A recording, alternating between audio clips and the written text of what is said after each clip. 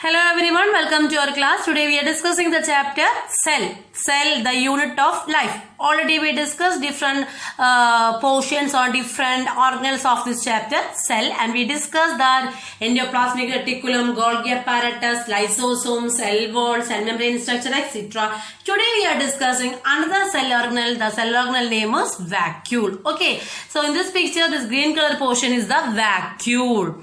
So what are the features of the vacuole? Any idea what are the features of vacuole?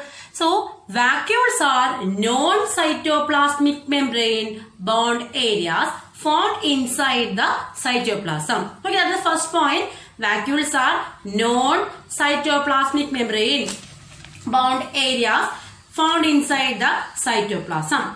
The vacuoles of plant cells are bound by single membrane called tonoplast. Okay. The vacuoles of animal cells are bound by a semi-permeable membrane. The name of the membrane that is, in case of plant cell, that is bounded by tonoplast, and in the case of animal cell, the vacuoles are covered by lipoproteinaceous membrane. Lipoproteinaceous means lipid plus protein. Okay. So, vacuoles contain water, sap, excretory products and other materials not useful to the cell.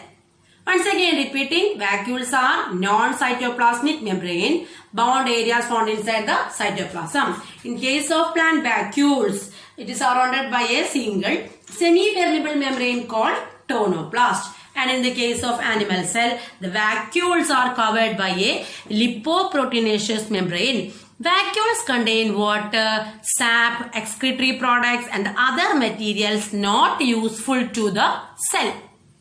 Okay. So, in plants, the tonoplast permits the transport of the number of ions and materials against the concentration gradient into the vacuole. That means the tonoplast permits the transport of number of ions and materials against the concentration gradients into the vacuoles. Okay, so the entry of the materials into the vacuoles are protected by or permitted by the tonoplast. The vacuole can be classified into 4 types depending upon their contents and their function. First one is sap vacuole. You can see the sap vacuole here. Sap vacuole. Sap vacuole means store and concentrate mineral salt as well as nutrients. Sap vacuole means store and concentrate mineral salts as well as nutrients. Next one is contractile vacuole. Contractile vacuole is important for osmoregulation as in amoeba. Okay, in case of amoeba, the contractile vacuoles are helped for the purpose of osmoregulation. Okay. The next is food vacuole. Food vacuole means formed by engulfing food particles and contain digestive enzyme. So, these food vacuoles are formed by the engulfing food particles and they contain digestive enzymes. The next one is air vacuoles. Air vacuoles present only in prokaryotes. Prokaryote means our bacteria, primitive organisms. Okay. Air vacuoles present only in prokaryotes. They not only store the metabolic gases, but they provide they help in to maintain the buoyancy of the cell. Air vacuoles not store any metabolic gases, but help to provide the buoyancy of the cell. Clear? Okay, so these are the 4 types of vacuoles: sap vacuole, contractile vacuole, food vacuole and the air vacuole. I hope all you can understand the term vacuole. Okay, and this is the structure of a cell and this is the vacuole. And one more thing, in the case of plant vacuole, only one vacuole with the largest vacuole will be seen, and in the case of animal cell, small vacuoles will be the small vacuoles. More than one vacuoles will be seen in the case of animal cell. Clear it is. The next cell organelle that we are discussing here, that ribosome. The next cell organelle is ribosome. Okay. So, ribosomes were discovered by the scientist George Palade. Ribosomes were discovered by the scientist George Palade in 1953. Okay, with the help of electron microscope. And the term ribosome has been introduced by the scientist Roberts. Ribosomes are composed of ribonucleic acid and proteins. Okay, they are not surrounded by any membrane. They are not surrounded by any membrane. After this class, I give you which cell organelles are covered by double layered, which are covered by single layered, and which have no membrane. Okay, after this class, I will give you the note. Okay, so the ribosomes were discovered by George Palade in 1953 with the help of electron microscope, and the term ribosome has been introduced by Roberts in 1958. Then the ribosomes are composed of ribonucleic acid. Ribonucleic acids means RNA and the proteins, and they are not surrounded by any membrane. Ribosomes are the smallest organelles in the cell. Ribosomes are the smallest organelle in the cell, and they are found in all type of cells. Ribosomes of bacteria, mitochondria, and the chloroplast are the 70S. 70S. S is here the S stands for the Swedberg unit. Swedberg unit. It is a unit for the sedimentation coefficient. Sedimentation coefficient. Okay. Then in case of the prokaryotic cell, the size of the ribosome is 70S. Ribosome always having a larger subunit and a smaller subunit. In case of the prokaryotic cell, the larger subunit have 50S, 50, and the smaller subunit is 30S. Okay. So in case of eukaryotic cell, the total, the type of ribosome present in eukaryotic cell, that is 80S. Okay, in 80S, the larger subunit constitute 60S and a smaller subunit constitute the 40S. Ribosomes are made up of RNA and proteins. In eukaryotes, the site of synthesis of most of the rRNA is the nucleolus. Ribosomes are considered as the protein factories of the cell. Ribosomes are considered as the protein factories of the cell. Clear it is. So ribosomes are the smallest organelle in the cell. George Palade gave the name ribosomes with the help of his electron microscope, and the term ribosome was given by or introduced by Roberts in 1958. Ribosomes are composed of ribonucleic acid and proteins, and they are not surrounded by any membrane. Here you can see this red color portion is the larger subunit, and this light blue color portion is the smaller subunit. Okay, in case of prokaryotes, the type of ribosome is 70S, and here the larger subunit denote 50S, and here the smaller subunit denote 30S. Okay, in case of eukaryotic cell, the ribosome type of ribosome is 80S. Okay, the larger subunit constitutes 60 and the smaller subunit constitutes 40. In the case of prokaryotic cell, the ribosomes are arranged in a mRNA chain. Okay, so that type of arrangement of ribosomes on a mRNA. More than one ribosomes are arranged in a mRNA chain. That type of arrangement is known as polysomes. Next organelle that we are discussing, that is plastids. Plastids are the organelle that are found in plant cells and the euglenoids. They are comparatively large, so easily observed under the microscope. Depending on the nature of the pigments, plastids can be classified into chloroplast, chromoplast, leucoplast. Okay, so the plastids are the organelles that are found in the plant cells and the euglenoids. And there are three types: chloroplast, chromoplast, and the leucoplast.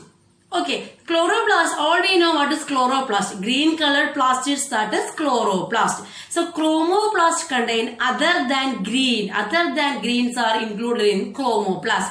And the leucoplast are colorless. When we cut the potato, inside the potato you can see a off-white color. Okay, that's because of the presence of the leucoplast cell. So the chromoplast contain fat-soluble carotenoid pigments like carotene, xanthophyll and others. Fat-soluble carotenoid pigments like carotene, xanthophyll and the others. And these give the yellow color, orange color, red color. And the leucoplasts are devoid of any pigment and they act as the storage organelles and are classified on the basis of the material stored. So chloroplast, here the chloroplast seen in green color. Chromoplasts are seen other than green, the red, orange, yellow, that color. And the leucoplasts, they are colorless. Leucoplasts again classified into three types: amyloplast, alleroplast, and the eleoplast. So first one we are discussing here, that is amyloplast. Okay, amyloplast, that means it stores carbohydrate in the form of starch. Potato is an example for that. Amyloplast means it stores the carbohydrate in the form of starch.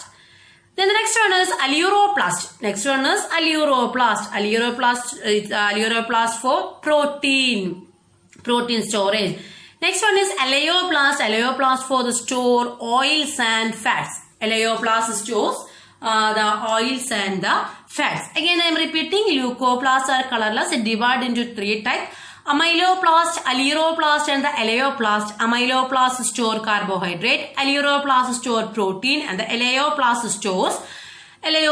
stores oils and fat. Amyloplast carbohydrate, alleroplast protein, and the eleoplast fat and the oils.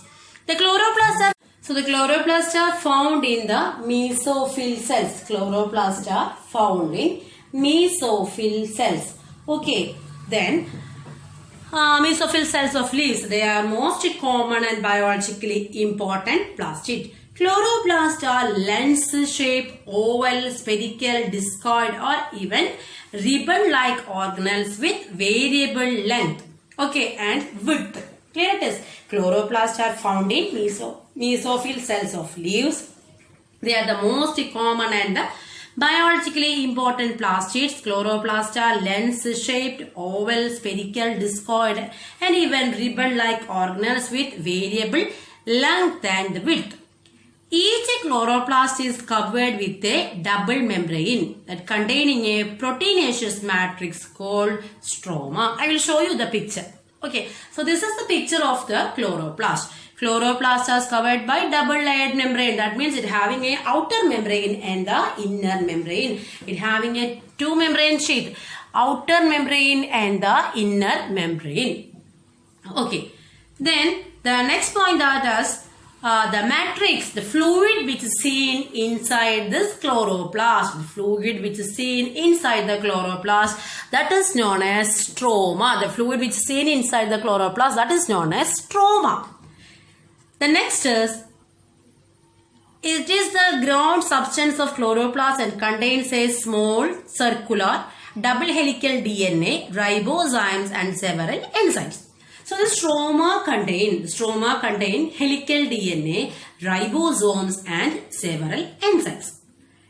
A number of organized flattened structures seen, flattened membranous structure that's seen inside the stroma, that is known as thylakoid.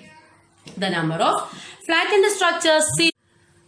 Okay, the ground substance of chloroplast contains small circular DNA, ribosomes and the enzyme. And the number of flattened membranous structure that's seen inside the stroma, that is known as thylakoid. Then the thylakoids are arranged one above the other, just like we are arranged coins. Okay, that type of arrangement of thylakoid, that is known as granum. Clear? If this thylakoid is single, we can say it is thylakoid. If the thylakoids are arranged one by one, just like we are arranged coins like one by one, this type of arrangement, that is known as granum. Each thylakoids or each granum, group of granum is connected by stroma lamellae. Stroma lamellae. Again, I am repeating that point. Each chloroplast is covered with a double membrane, outer membrane and inner membrane, and inside they contain a fluid. The name of the fluid is stroma. Stroma contain double helical DNA, ribosome and the several enzymes. And the number of flattened membranous sacs called thylakoids are present in the stroma. Then the term the thylakoid was given by the scientist Menke, M-E-N-K-E. The scientist name is Menke. The term thylakoid was given by the scientist Menke. About 20 to 50 thylakoids are placed one above the other like the 20 to 50 thylakoids are placed one above the other like a stack of coins to form granum. Then the granum or the membranous tubules stroma lamella connect each thylakoids of different grana. So the fluid name is stroma and the circular striped structure that is thylakoid. Thylakoids are arranged one above the other just like a coin. നമ്മൾ coin arrange ചെയ്ത പോലെ. That is known as granum and each thylakoids are connected by stroma lamella. The metal magnesium is located at the center of the chlorophyll molecule. So the chlorophyll molecule contains the metal magnesium. Okay. Then the ribosomes of the chloroplast are smaller than the cytoplasmic ribosome. That means the ribosome of the chloroplast are 70S. Okay, the ribosome of the chloroplast are 70S. Clear it is. So this is about the chloroplast, that means plastid. Plastids are the organelles that are found in all plant cells and euglenoids. They are comparatively large, so easily observed under the microscope. Depending on the nature of the pigments, plastids can be classified into chloroplast, chromoplast, leucoplast, etc. Okay, clear it is.